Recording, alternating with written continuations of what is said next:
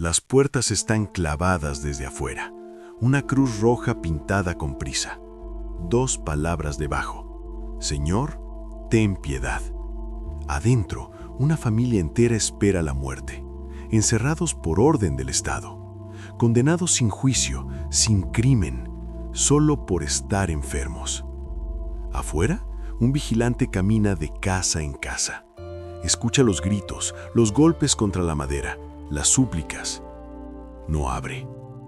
Londres, verano de 1665. 100.000 personas morirán en los próximos meses, 1 de cada 4. Pero no por la enfermedad solamente. Por el miedo, por el abandono, por las decisiones de quienes creían estar salvándolos. ¿Cuándo proteger se convierte en matar? La Gran Peste de Londres no fue la primera, ni la última, pero fue la más documentada, la más recordada, la que demostró que 400 años después de la peste negra medieval, la humanidad no había aprendido nada. En 1665, la bacteria Yersinia pestis regresó a Europa. Invisible, letal, implacable. Entraba por los pulmones, se alojaba en los ganglios, convertía el cuerpo en un campo de batalla donde las células morían por millones. Bubones del tamaño de manzanas brotaban en axilas y entrepiernas. La piel se volvía negra, la fiebre quemaba desde adentro. Y no había cura, solo espera, solo agonía, solo muerte. Londres perdió 1/4 de su población en 6 meses. Pero la tragedia no fue solo biológica, fue humana. Londres en 1665 no era una ciudad moribunda, era el corazón del comercio mundial. 500.000 de habitantes, el puerto más activo de Europa, astilleros que construían los barcos más rápidos, mercados donde se vendía seda de China, especias de India, tabaco de Virginia. La restauración inglesa estaba en pleno auge. Carlos II había regresado al trono. El teatro volvió a abrir. La ciencia florecía. La Royal Society acababa de fundarse. Isaac Newton estudiaba en Cambridge. Robert Hooke observaba células por primera vez. Christopher Wren diseñaba iglesias que desafiarían el cielo. Este no era un mundo oscuro esperando el apocalipsis. Era un mundo brillante, confiado, expansivo. Y eso hizo la caída aún más brutal. Porque cuando la civilización está en su apogeo, nadie espera que colapse. Londres era una ciudad de contrastes extremos. En el oeste, mansiones de piedra, jardines privados, carruajes tirados por caballos. La aristocracia, los comerciantes ricos, los que nunca habían tocado basura con sus propias manos. En el este, calles estrechas, casas de madera apiladas unas sobre otras, pozos compartidos entre 100 familias, obreros, estibadores, sirvientes. La misma ciudad, 2 mundos, pero todos respiraban el mismo aire. Las calles no tenían alcantarillado, los desechos se arrojaban por las ventanas, los animales muertos quedaban donde caían. Las ratas eran tan comunes que nadie las notaba. Y en esas ratas vivían las plumas, y en esas plumas vivía la muerte. Nadie lo sabía. La teoría de los gérmenes no existía aún. La gente creía que la enfermedad venía del aire corrupto, de los vapores, de la inmoralidad. La verdad era más simple y más aterradora. La peste viajaba en silencio, en el pelaje de un roedor, en la picadura de un insecto, en la respiración de un vecino. Y Londres, con toda su gloria, era el lugar perfecto para que se propagara. Todo comenzó lejos, muy lejos. Asia Central, las estepas de Mongolia, regiones donde la peste nunca había desaparecido del todo. Allí vivía, en colonias de roedores salvajes, en madrigueras subterráneas, esperando. Un brote, un comerciante, un barco. La bacteria viajó por las rutas de la seda, cruzó montañas, atravesó desiertos, llegó a los puertos del Mediterráneo y de ahí subió hacia el norte. Primero Holanda, luego Francia, finalmente Inglaterra. En diciembre de 1664, Un barco mercante atracó en el puerto de Londres. Traía telas, especias, grano y ratas. Nadie revisó la carga con cuidado. ¿Por qué lo harían? Era un barco más entre cientos. Las ratas bajaron por las cuerdas, se escurrieron entre las cajas, se mezclaron con las ratas locales y comenzó. La primera muerte registrada ocurrió en abril de 1665. St. Giles in the Fields, una parroquia pobre al oeste de la ciudad. Una mujer, fiebre alta, bubones en el cuello, murió en 3 días. Luego su esposo, luego sus hijos, luego los vecinos. Al principio las autoridades lo ignoraron. Eran pobres, vivían hacinados. Siempre había enfermedades en esos barrios. Pero la peste no respeta fronteras sociales.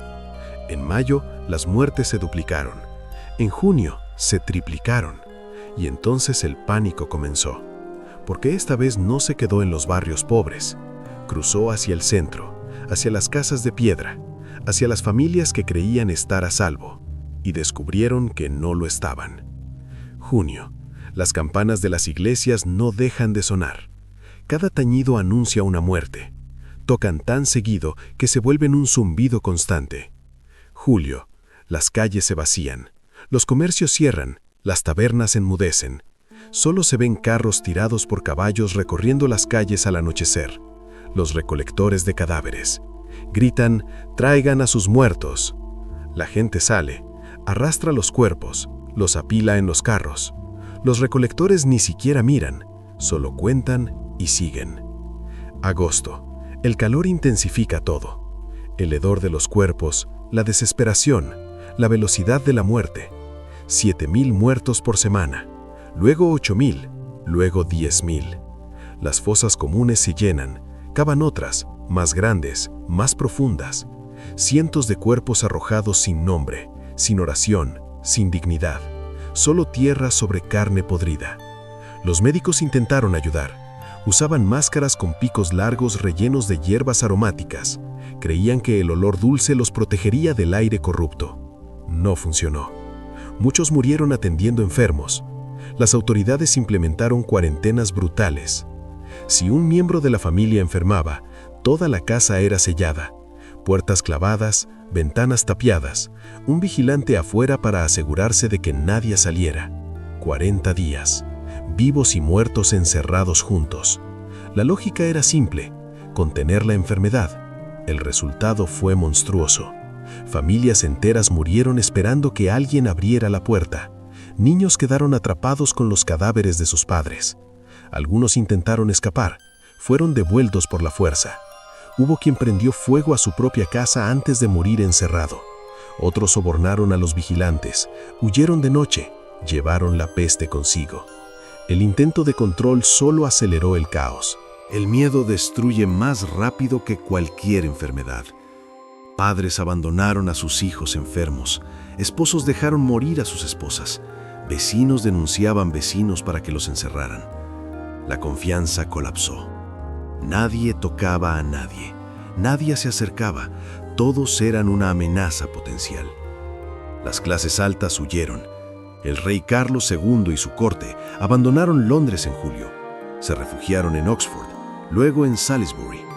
Los nobles los siguieron, los médicos ricos, los comerciantes prósperos. Dejaron atrás a los pobres, a los obreros, a los que no tenían a dónde ir. Y esos fueron quienes murieron más, no porque la peste los eligiera, sino porque nadie los salvó. El desastre exigía explicaciones. Si Dios enviaba la peste, debía ser por un pecado. ¿Pero de quién? Los puritanos culparon a los teatros, a la inmoralidad de la restauración, a las pelucas y los bailes. Otros culparon a los extranjeros, a los católicos, a los judíos, siempre los judíos. Aunque apenas quedaban en Inglaterra desde su expulsión en 1290, igual eran acusados de envenenar pozos, de invocar demonios, de traer la peste como castigo divino. No había lógica, solo desesperación buscando un rostro al cual golpear. Algunas casas fueron quemadas, algunas familias linchadas. La peste mataba, pero el odio también. La peste no se quedó en Londres. Viajó por los caminos, en los refugiados, en los comerciantes que huían. Pueblos enteros fueron borrados. Eyam, un pequeño pueblo en Derbyshire, se infectó por un rollo de tela llegado desde Londres. El párroco convenció a los habitantes de no huir, de encerrarse voluntariamente, de morir allí antes que contagiar a otros. Y murieron. 260 de 400 habitantes, familias completas, niños, ancianos. Se quedaron, porque creyeron que era lo correcto. Y nadie los recuerda. Septiembre, octubre. Las muertes comienzan a descender. No porque alguien haya encontrado la cura, sino porque ya no quedan suficientes personas susceptibles. La peste se agota, como un incendio sin combustible. Noviembre. Las calles vuelven a llenarse. Lentamente, con miedo, pero vuelven. Los comercios reabren. Los sobrevivientes buscan a sus familias. Muchos no encuentran a nadie. Diciembre. La ciudad respira, pero no es alivio, es agotamiento. Londres cambió para siempre. Un año después, en 1666, el gran incendio arrasó la ciudad. Destruyó 13.000 casas, 87 iglesias, pero también mató la peste. El fuego purificó lo que la medicina no pudo. La ciudad fue reconstruida, en piedra, con calles más anchas, con alcantarillado. Christopher Wren diseñó 50 iglesias nuevas. La nueva catedral de San Pablo se elevó sobre las cenizas. Pero algo más profundo cambió. La confianza ciega en Dios como única protección se quebró. La ciencia comenzó a ganar terreno. Las autopsias se normalizaron. La observación empírica reemplazó la superstición. La Ilustración nació de las cenizas de la peste. Hoy miramos hacia atrás y pensamos, qué primitivos eran.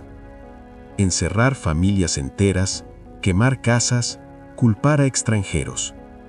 Pero cuando llegó una pandemia moderna, vimos lo mismo. Fronteras cerradas, familias separadas, teorías conspirativas, búsqueda de culpables. La ciencia avanzó. La naturaleza humana no. La peste de 1665 nos enseñó que el verdadero peligro no es solo la enfermedad, es cómo reaccionamos ante ella. Todavía hay fosas comunes bajo Londres, debajo de parques, debajo de edificios, debajo de las calles por donde caminas. Miles de cuerpos, sin nombre, sin lápida, solo tierra y olvido. La peste se fue, pero dejó algo atrás. La certeza de que ninguna civilización, por brillante que sea, está a salvo de lo invisible. Y que cuando llega, no somos tan diferentes de quienes clavaban cruces rojas en las puertas. Solo tenemos mejores herramientas. Pero el miedo sigue siendo el mismo.